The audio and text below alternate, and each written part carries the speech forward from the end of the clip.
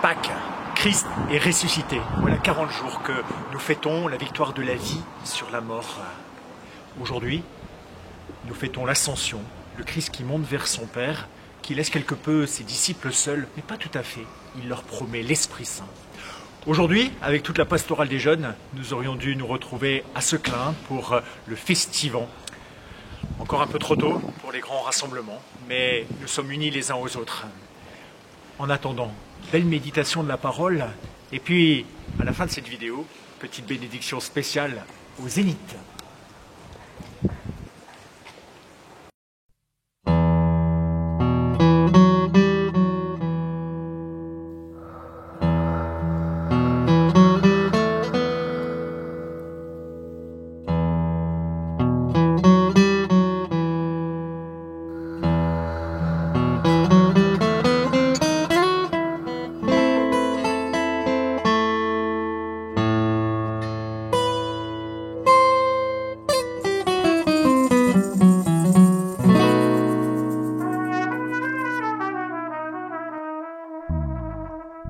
Grandes et merveilleuses sont toutes tes œuvres, ô Seigneur notre Dieu tout-puissant. Juste et véritable en toute ta volonté, toi le roi éternel. Qui sur la terre et dans le ciel est semblable à toi. Tu règnes sur tout l'univers, Dieu.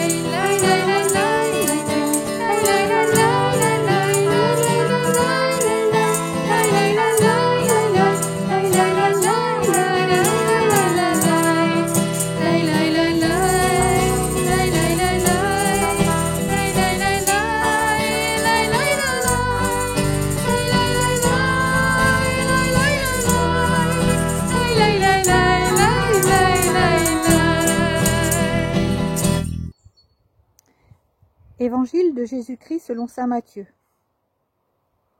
En ce temps-là, les 11 disciples s'en allèrent en Galilée, à la montagne où Jésus leur avait ordonné de se rendre. Quand ils le virent, ils se prosternèrent, mais certains eurent des doutes. Jésus s'approcha d'eux et leur adressa ces paroles. « Tout pouvoir m'a été donné, au ciel et sur la terre. Allez, de toutes les nations faites des disciples. Baptisez-les au nom du Père et du Fils et du Saint-Esprit. Apprenez-leur à observer tout ce que je vous ai commandé. Et moi, je suis avec vous tous les jours jusqu'à la fin du monde. »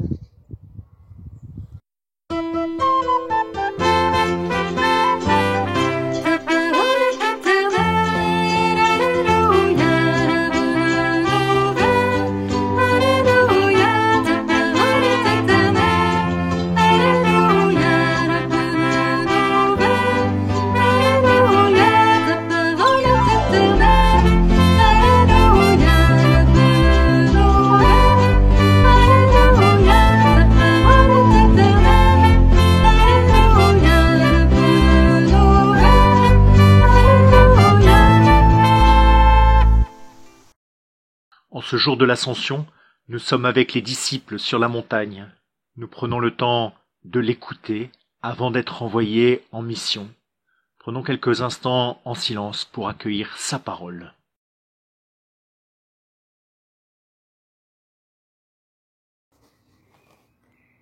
Ce jeudi de l'Ascension est une étape sur notre chemin vers la Pentecôte. Une étape et une fête. L'évangile qui est lu aujourd'hui est la conclusion de l'évangile de Matthieu. Une conclusion qui souligne, proclame la grande promesse de la présence de Dieu au milieu, au cœur de notre humanité. L'évangile de ce jour de fête donne 3 pistes à méditer, en tout cas moi j'en retiens 3. La première piste tient dans ces 4 petits mots. Certains eurent des doutes. Tout au long des évangiles, il nous est dit et redit que même quand Jésus était visible, marchant avec les disciples, tout proche d'eux, partageant la vie quotidienne, eh bien la foule, les apôtres et même les disciples certainement ne comprenaient pas tout. Nous leur ressemblons un peu avec nos doutes et nos hésitations. Pour moi, il y a quelque chose de rassurant et même réconfortant de voir combien les doutes qui m'habitent, mes questions parfois, sont à prendre en compte, à écouter en tout cas. Aujourd'hui, devant ces doutes, il est bien dit dans l'Évangile, Jésus s'approche d'eux. Même avec le Seigneur à leur côté, cette conversion que Jésus nous appelle à faire n'est pas si facile à entendre, à comprendre, à mettre en œuvre. C'est une révolution. Cela me fait penser à ce moment de sidération, de résistance que nous avons tous, je pense, quand nous sommes devant une nouvelle, une information trop forte. Pour moi, il me suffit de me souvenir des premières annonces du confinement en mars. C'est nécessaire de savoir entendre ses propres doutes, de comprendre d'où ils viennent, et aussi de savoir entendre les doutes, les questions des personnes que je rencontre, apprendre à discerner ce qui est lié à la peur, au recul devant l'exigence du message du Christ, ou plus fondamentalement, si ce n'est pas plutôt un refus de Dieu. Il faut le dire, c'est aussi parfois un peu assommant, fatigant d'avoir quelqu'un devant soi qui n'a jamais de doute, qui est blindé de certitude. Voilà pour cette première piste. Certains eurent des doutes, 4 petits mots, suivis de Jésus s'approcha d'eux. Joie de se laisser approcher par Jésus lorsque je nomme mes difficultés, mes résistances.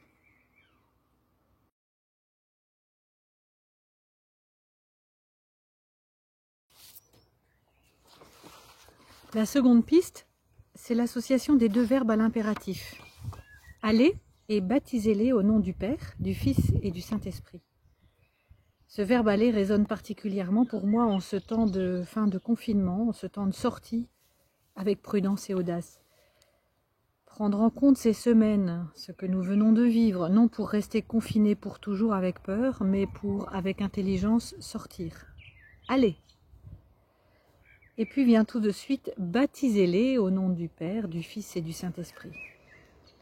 Moi, quand je lis ce verbe baptiser, je me rappelle les bons moments en famille, ou avec des jeunes d'aumônerie, ou encore avec des adultes en paroisse, lors des baptêmes. Je revois les visages attentifs avant le baptême, la joie étonnée dans les éclaboussures d'eau, et puis les visages rayonnants quand le nouveau baptisé se relève, où se mêlent à la fois l'eau du baptême et parfois les larmes de la joie. Et même chez les tout-petits, il y a cette joie d'être relevé. Cette association des 2 impératifs, aller et baptiser, me donne vraiment envie de mouiller ma chemise. Une invitation à me bouger, inventer, proposer, entrer en relation pour annoncer ma foi. Et ce n'est pas pour moi seulement encourager ou soutenir ou être bienveillant. Il y a un mouvement de plus. Annoncer notre foi en un Dieu 3 personnes, à la fois avec toute l'humanité de Jésus, avec la créativité que nous donne Dieu Père et l'audace de son Esprit Saint. Oui, pour cette seconde piste, allez et baptisez-les au nom du Père, du Fils et du Saint-Esprit. Il y a vraiment de quoi mouiller la chemise.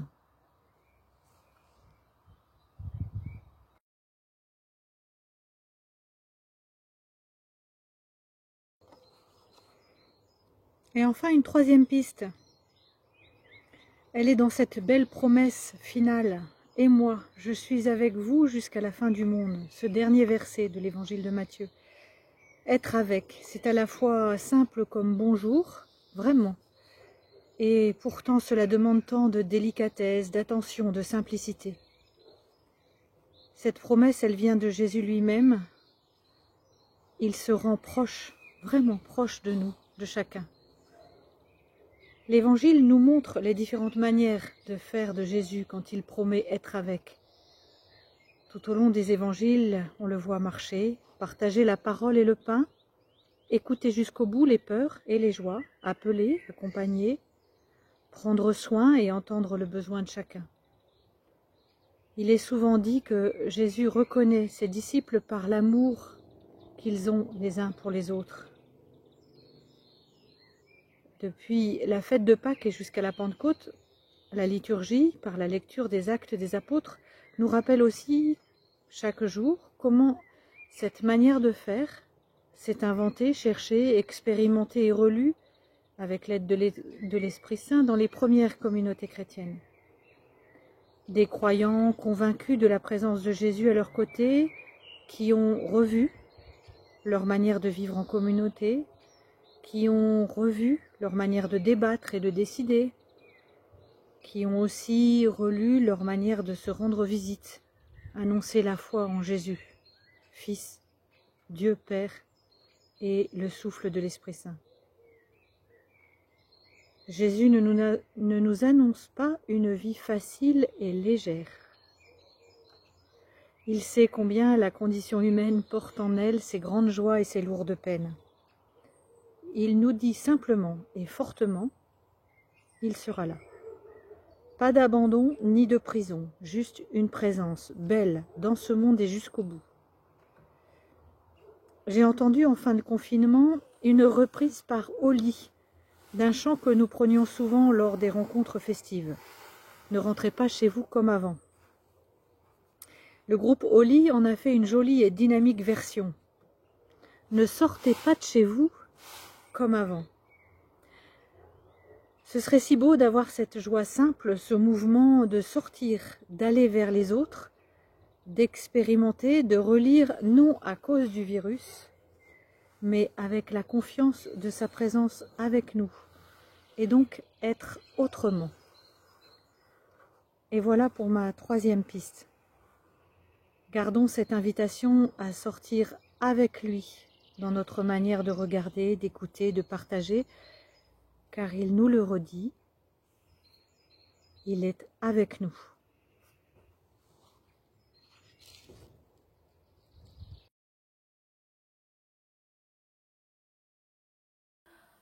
Notre Père qui es aux cieux, que ton nom soit sanctifié, que ton règne vienne, que ta volonté soit faite sur la terre comme au ciel. Donne-nous aujourd'hui notre pain de ce